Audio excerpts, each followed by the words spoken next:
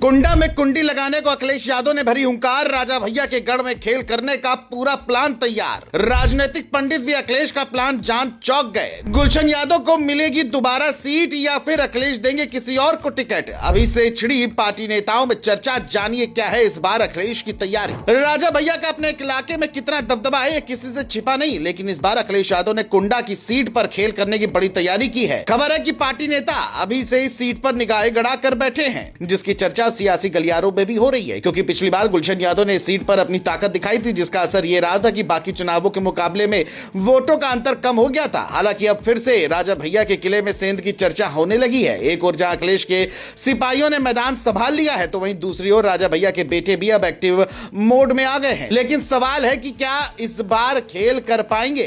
क्या है अंदर खाने की खबर? चलिए सब आपको बताते हैं। दरअसल जब 2027 चुनाव की चर्चा शुरू हुई तो सबसे पहले सवाल यही उठा कि क्या इस बार राजा भैया के किले में सच में दरार पड़ेगी। 2022 के चुनाव ने इस सवाल को और तेज कर दिया, क्योंकि पहली बार ऐसा लगा कि मुकाबला एक तरफा नहीं रहा। वोटों का अंतर घटा और सियासी हलकों में हलचल बढ़ गई। अब वही हलचल 2027 की सबसे बड़ी कहानी बनती दिख रही है। राजा भैया की ताकत सिर्फ जीत में नहीं बल्कि उनके काम करने के तरीके में रही है।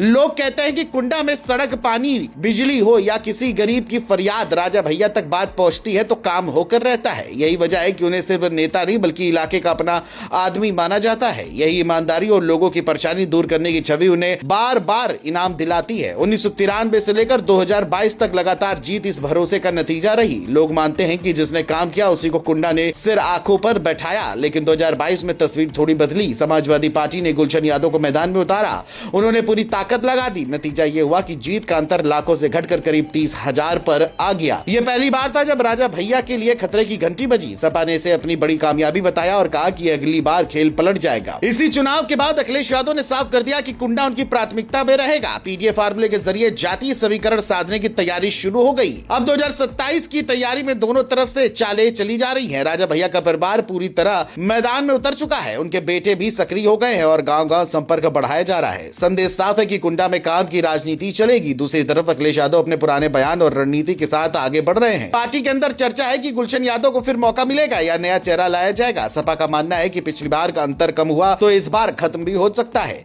यह मुकाबला सिर्फ दो नेताओं का नहीं बल्कि दो सोच का बनता जा रहा है। एक तरफ राजा भैया का मॉडल है जहां स्थानीय काम, भरोसा और सीधा जुड़ाव है। दूसरी तरफ अखिलेश का पीडीए फार्मूला है जहां जातीय संतुलन और संगठन की ताकत पर जोर है। राजनीतिक पंडित भी मानते हैं कि कुंडा की सीट आसान नहीं है। यहाँ भावनाएं भी काम करती है और जमीन पर किए गए काम भी। जो लोगों की परेशानी दूर करेगा वही जीत के करीब होगा।